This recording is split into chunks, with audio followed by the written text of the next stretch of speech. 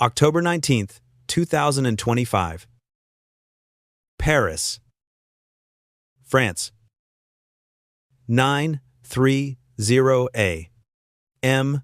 If you have ever stood in the Cour Napoleon, you know the vibe. The glass pyramid is catching the autumn sunlight. Tourists are wrestling with selfie sticks. And the air smells like expensive espresso and diesel. It is just another Sunday at the world's most visited museum. But while the crowds are lining up for the Mona Lisa, a white moving truck pulls up along Quai François Mitterrand. Right beside the Seine, the driver parks casually, like he is just making a routine delivery. Two men step out, wearing bright yellow construction vests and helmets. They look official. They look boring. And in the world of high-stakes theft, boring is a superpower. Nobody notices when they deploy the hydraulic lift from the back of the truck. Nobody questions the orange safety cones. Why would they? It is Paris. And construction is a permanent fixture of the landscape. But in exactly 7 minutes, these men will execute the most audacious museum heist in modern history. 4 men, 1 truck, 7 minutes. 88 million euros worth of French crown jewels. Gone. This is not just a story about a broken window. This is a story about how physical security and digital complacency collided. Welcome to this cybercrime documentary special.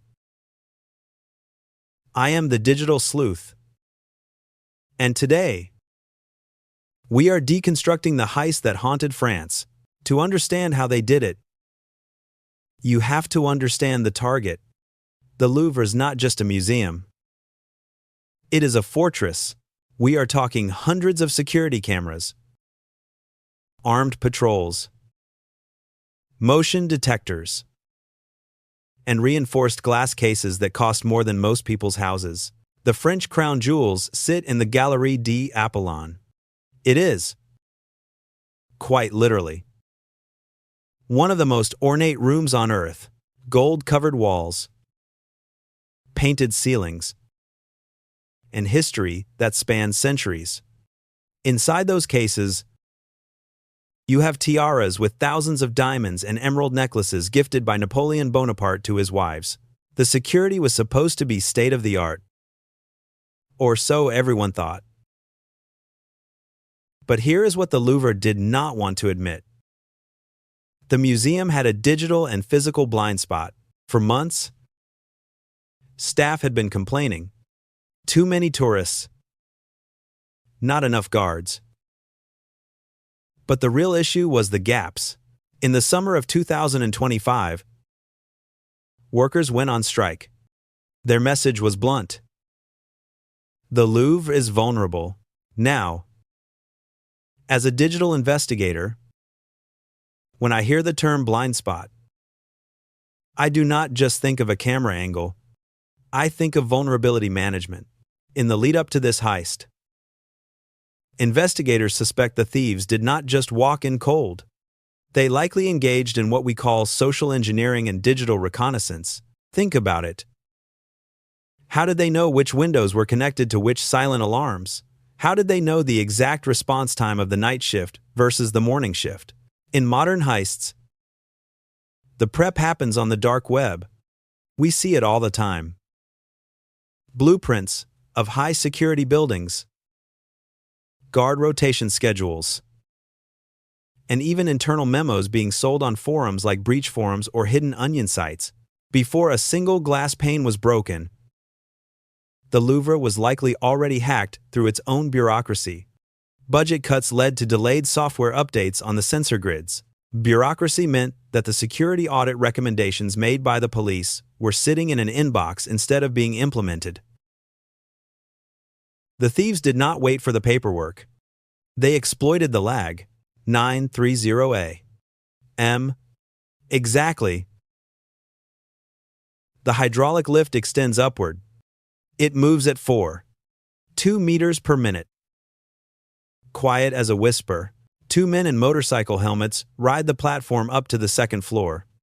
One has an angle grinder. The other has a walkie-talkie. Below, two partners wait on Yamaha T-Max scooters. These 560cc engines are the gold standard for getaway vehicles in European cities because they can weave through gridlock traffic like a needle through silk. The platform reaches a balcony outside the Galerie d'Apollon. The grinder roars. The window shatters. And glass explodes inward. The alarm starts screaming. But here is where the tech of the heist gets interesting. In many modern heists, we see the use of signal jammers.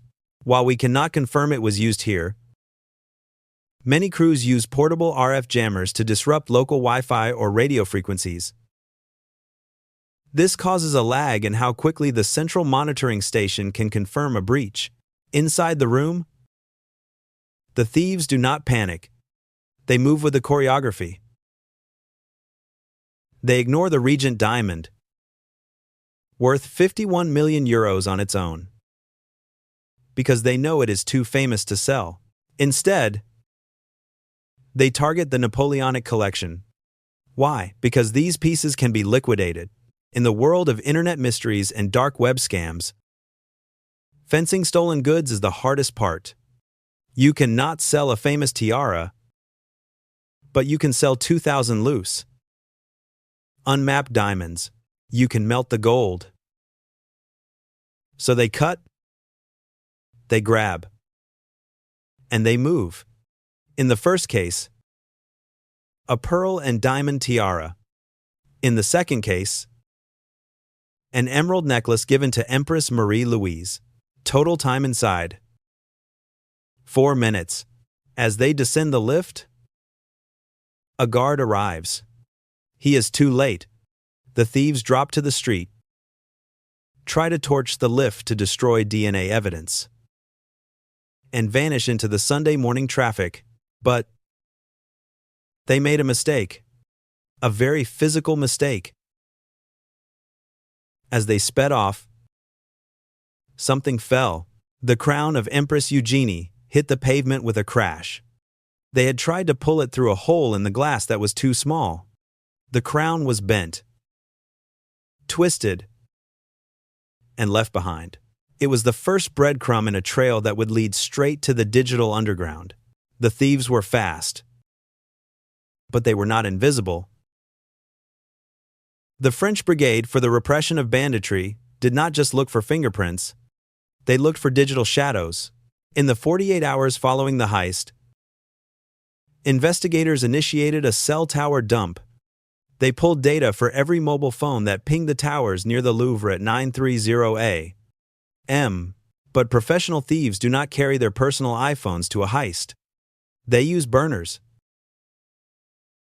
However, burners have to be bought, and they have to be activated, and those burners often communicate with clean phones eventually. Then came the breakthrough. DNA, a helmet dropped several blocks away, contained a trace of skin cells. It matched a French national from Saint-Denis, a suburb north of Paris. Once they had a name, the digital sleuthing truly began. The police did not just arrest him immediately. They used phone surveillance. They watched his metadata. They saw him accessing travel booking sites. They watched him communicate via encrypted apps. Or at least, they watched the frequency of his communication. This leads us to a massive component of our cybercrime documentary: the exit strategy. Selling 88 million euros in jewels requires a network. Investigators began looking for fences on the dark web. There are specialized marketplaces, not the ones you find on Google, but deep layer forums where stolen high-end art is listed for crypto collateral. But these thieves were getting desperate. On October 26th, one of them walked into Charles de Gaulle Airport with a one-way ticket to Algiers. He did not notice the plainclothes officers. He thought he had outrun the 7-minute clock. He was wrong. Handcuffs clicked. 2 hours later, a second suspect was grabbed in Saint Denis, preparing to flee to Mali. The heist was over. But the jewels, that is where the mystery turns dark. As of right now, 8 pieces of French history are still missing. The fear that they have been broken down. In the world of cybersecurity, we call this data exfiltration. Once the data, or in this case, the diamonds, leaves the secure environment, the attacker moves to obfuscate it. They melt the evidence. So, what can we learn from the Louvre heist? Whether you are a museum director or just someone trying to keep your bank account safe, the lessons are the same. First, beware of physical social engineering. The thieves wore yellow vests. In the digital world, this is a phishing attack. They looked like they belonged. So nobody challenged them. The lesson: always verify credentials. Whether it is a guy with a ladder or an email asking for your password. Second, audit your blind spots. The Louvre knew they had gaps, but they did not act. If your phone is telling you to update your OS, or your antivirus is flagging a weird file, do not wait for bureaucracy. Fix it. Third, redundancy is key. The Louvre relied on bulletproof glass. When the glass failed, there was not a secondary physical barrier quick enough to stop the grab. In your digital life, this is multi-factor authentication. If a thief breaks your password, they should still hit a second wall like an MFA code. Finally, remember that the dark web is not just for hackers. Physical crime and digital crime are now the same thing. Stolen goods are moved via crypto, and heists are planned via encrypted chats. To stay safe, you have to understand the tools the bandits are using.